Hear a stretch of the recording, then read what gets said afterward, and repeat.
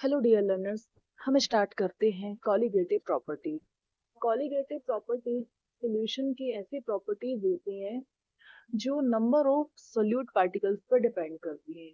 मतलब उस सॉल्यूशन में सोल्यूट पार्टिकल्स के कितने नंबर प्रेजेंट हैं, ये प्रॉपर्टीज उस पर डिपेंड करती हैं और उस सोल्यूट के नेचर पर ये डिपेंड नहीं करती हैं, मतलब इंडिपेंडेंट ऑफ इट्स नेचर।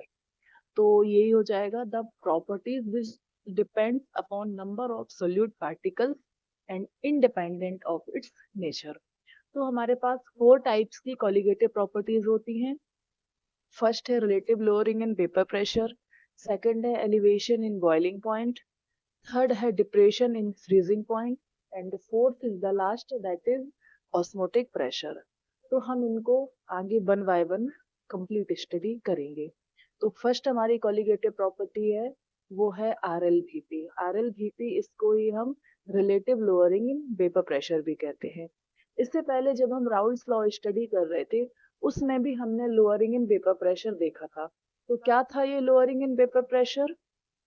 वो ये था कि जब कोई भी सॉल्वेंट में, मतलब सॉल्वेंट हमारा कैसा होगा, वोलाटाइल, तो वोलाटाइल सॉल्वेंट में नॉन वोलाटाइल सोल्यूट को ऐड किया जाता है।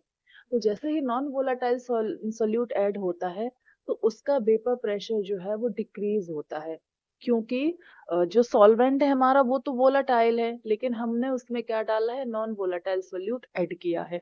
तो जैसे ही नॉन वोलाटाइल उसमें जाएगा तो वो अब वेपर फॉर्म में कन्वर्ट होगा नहीं, और जब वेपर फॉर्म में कन्वर्ट नहीं होगा तो जितना सॉल्वेंट का वेपर प्रेशर था उससे उसमें कम हो जाएगा, मतलब जो हमारा उससे सोल्यूशन फॉर्म होगा उसका वेपर प्रेशर कम हो जाएगा। और इसी को ही हम बोलते हैं relative lowering in vapour pressure. तो ये हो जाएगा when non volatile solute is added to volatile solvent the vapour pressure of solution decrease. तो इसी को ही हम बोलते हैं relative lowering in vapour pressure. और जो ये relative lowering in vapour pressure है ये क्या है, एक डायमेंशनलेस क्वांटिटी है, मतलब इसकी कोई डायमेंशन या इसकी कोई यूनिट नहीं होती है। इसको हम नो यूनिट भी लिख सकते हैं, इसकी कोई यूनिट नहीं होती है। ठीक है, अब ये क्या है, इसको फॉर्मूला फॉर्म में हम कैसे रिप्रेजेंट कर सकते हैं? तो जब हम राउल्स लॉ स्टडी कर रहे थे तो राउल्स लॉ के अकॉर्डिंग ये था कि पी ए रिप्रेजेंट करता है हमारा सॉल्वेंट को, तो P A is equal to P A not into X A, ये हमारा था राउल्स लॉ। अब राउल्ट लॉ जो बनेगा इसमें सिर्फ सॉल्वेंट के लिए होगा, क्योंकि इसमें सोल्यूट जो है, सोल्यूट को का तो वेपर प्रेशर होगा नहीं, क्योंकि सोल्यूट जो है वो हमारा कैसा है, नॉन वोलेटाइल है। तो ये हो जाएगा। अब यहाँ पे ये सिर्फ यही रहेगा, पीवी इसमें नहीं आएगा क्योंकि सोल्यूट यहाँ पे प्रेजेंट नहीं है, मतलब सोल्यूट प्रेजेंट है बट वो वेपर प्रेशर उसका एग्जिस्ट नहीं करता है। तो और ये जो एक्स ए होता है ये हमारा होता है मोल फ्रैक्शन, और जो मोल फ्रैक्शन की जो टोटल वैल्यू होती है वो आती है 1, मतलब x A plus x B is equal to 1। तो अगर हमें यहाँ से एक्स ए की वैल्यू फाइंड करनी है तो ये हो जाएगा एक्स ए 1 माइनस एक्स बी, और ये जो वैल्यू आई है इसको हम यहाँ पे पुट करेंगे। तो ये हो जाएगा पी ए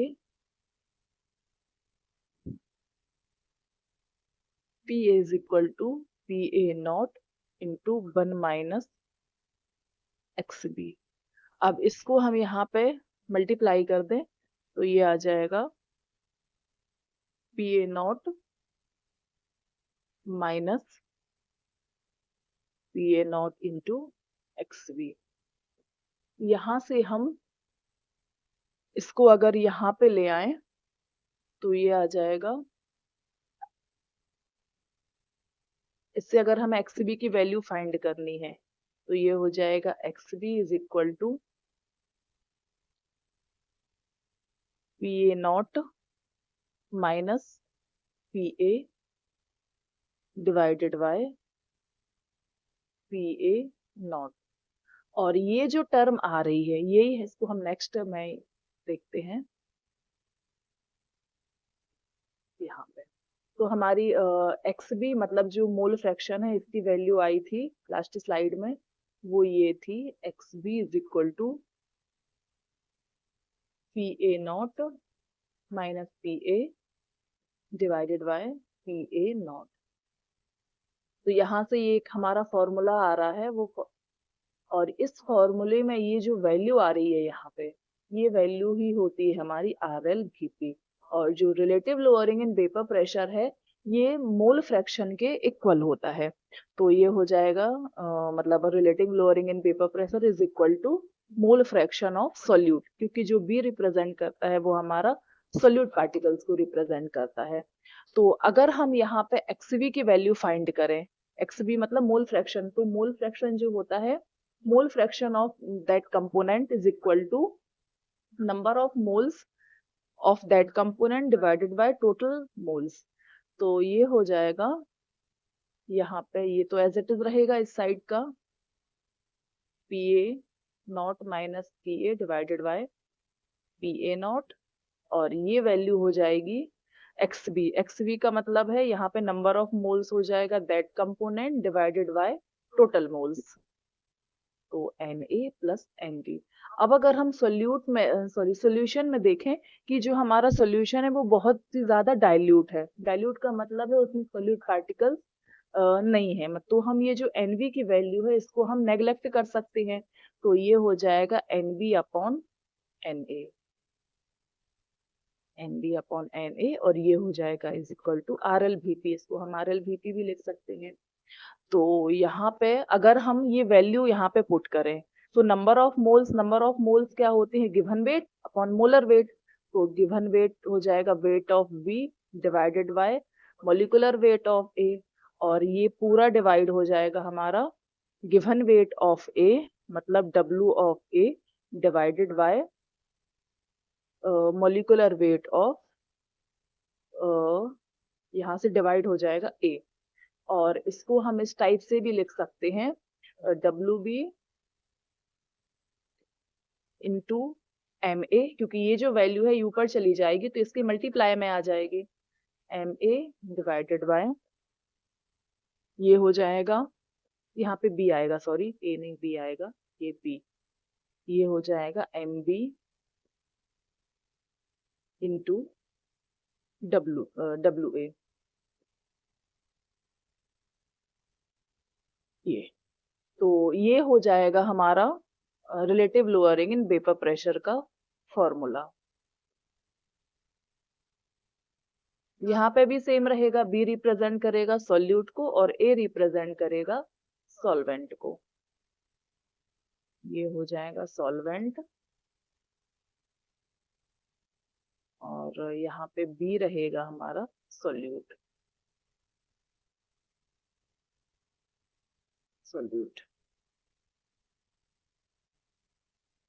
इसके बाद हमारी नेक्स्ट कॉलिगेटिव प्रॉपर्टी है, वो कॉलिगेटिव प्रॉपर्टी है हमारी elevation in boiling point. Elevation का मतलब होता है बढ़ना।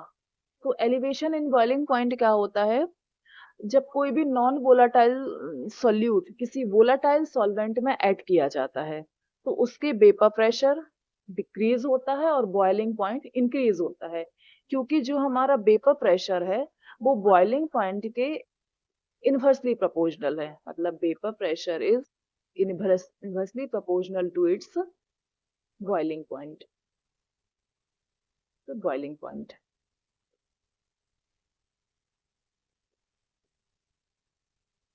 boiling point. So when a non-volatile solute is added in volatile solvent, its vapor pressure decreases and boiling point increases. तो ये क्यों हो रहा है, क्योंकि उसमें हमने नॉन वोलाटाइल सोल्यूट को ऐड किया है। नॉन वोलाटाइल सोल्यूट जाएगा तो वो क्या करेगा, वेपर कम बनाएगा। वेपर कम बनाएगा मतलब उसका वेपर प्रेशर डिक्रीज होगा, और जब वेपर प्रेशर डिक्रीज होगा तो मतलब उसका जो बॉइलिंग पॉइंट है वो सडनली इंक्रीज होने लगेगा, और इसी को ही हम बोलते हैं एलिवेशन इन बॉइलिंग पॉइंट। तो due to non volatile solute के प्रेजेंस में जो वेपर प्रेशर है वो डिक्रीज हो जाएगा, और किसका होगा, सोल्यूशन का होगा, क्योंकि सोल्यूट और सॉल्वेंट के मिक्सचर से जो हमारा सोल्यूशन बनेगा उसका वेपर प्रेशर डिक्रीज हो जाएगा, और सॉल्वेंट का जो वेपर प्रेशर है वो क्या होगा, सोल्यूशन से ज्यादा होगा। बट यहाँ पे जो बॉइलिंग पॉइंट रहेगा सोल्यूशन का वो इंक्रीज रहेगा, और सॉल्वेंट का जो बॉइलिंग पॉइंट रहेगा वो कैसा रहेगा, कम रहेगा। तो अगर हम बॉइलिंग पॉइंट ऑफ सोल्यूशन को टीएस से रिप्रेजेंट करें और बॉइलिंग पॉइंट ऑफ सॉल्वेंट को हम टी नॉट से रिप्रेजेंट करें, तो यहाँ पे जो एलिवेशन आएगा, मतलब जो इंक्रीज आएगा बॉइलिंग पॉइंट, वो हो जाएगा हमारा डेल्टा टीबी। और delta TB is equal to हो जाएगा, हम सॉल्यूशन जो हमारे टोटल सॉल्यूशन का बॉइलिंग पॉइंट आ रहा है उसमें हम सॉल्वेंट के बॉइलिंग पॉइंट को अगर माइनस कर दें तो हमारे मतलब बॉइलिंग पॉइंट में कितना इंक्रीज आ रहा है, कितना एलिवेशन आ रहा है, वो हमें यहाँ से पता चल जाएगा। तो ये हो गया हमारा एलिवेशन इन बॉइलिंग पॉइंट का फॉर्मूला। इसके बाद हम इसको एक ग्राफ की हेल्प से भी एक्सप्लेन कर सकते हैं। वो ये है, यहाँ पे एलिवेशन इन बॉइलिंग पॉइंट, तो ये जो एक्स एक्सिस रिप्रेजेंट कर रहा है हमारा वेपर प्रेशर को और वाई एक्सिस हो जाएगा हमारा टेम्परेचर को। तो यहाँ से ये वेपर प्रेशर इंक्रीज हो रहा है और यहाँ पे ये टेम्परेचर इंक्रीज हो रहा है। तो सबसे पहले ये जो हमारा है प्योर सॉल्वेंट है। प्योर सॉल्वेंट मतलब जब उसमें हम नॉन वोलाटाइल सोल्यूट मिक्स नहीं करते हैं, तो ये जो कर्व है ये रिप्रेजेंट कर रहा है वेपर प्रेशर या boiling point of pure solvent का। इसके बाद इसमें हमने क्या किया, सोल्यूट को ऐड किया। सोल्यूट को ऐड करेंगे तो जो ये कर्व है हमारा, ये कर्व हमारा राइट साइड शिफ्ट हो जाएगा। राइट साइड शिफ्ट होने का मतलब है कि टेम्परेचर इंक्रीज हो रहा है, और जब टेम्परेचर इंक्रीज हो रहा है इसका मतलब है कि हमारा बॉइलिंग पॉइंट भी कैसा हो रहा है, इंक्रीज हो रहा है।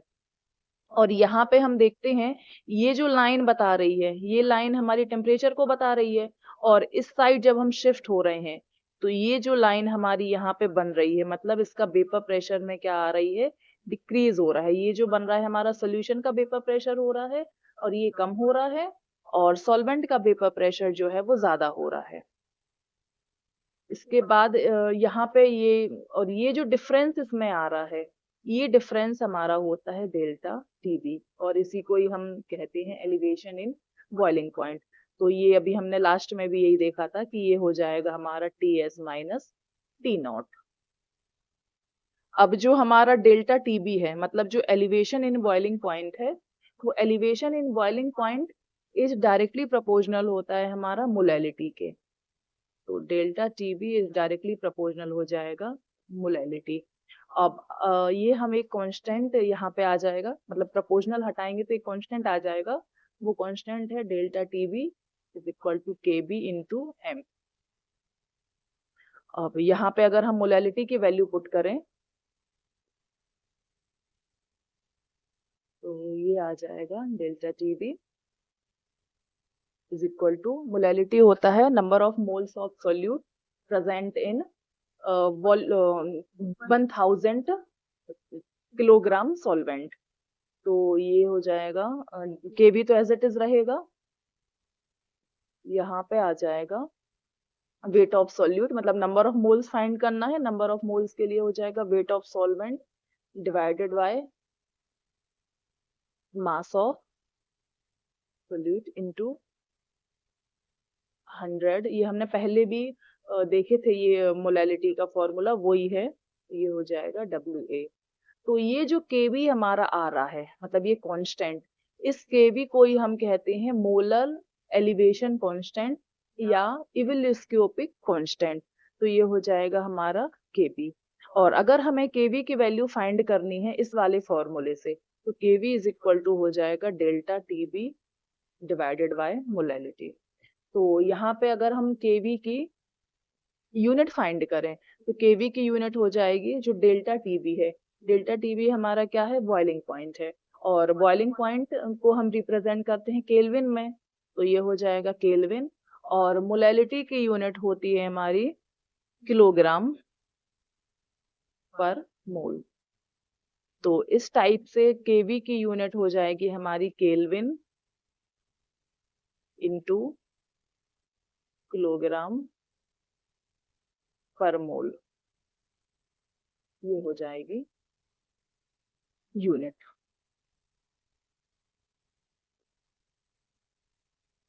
केवी।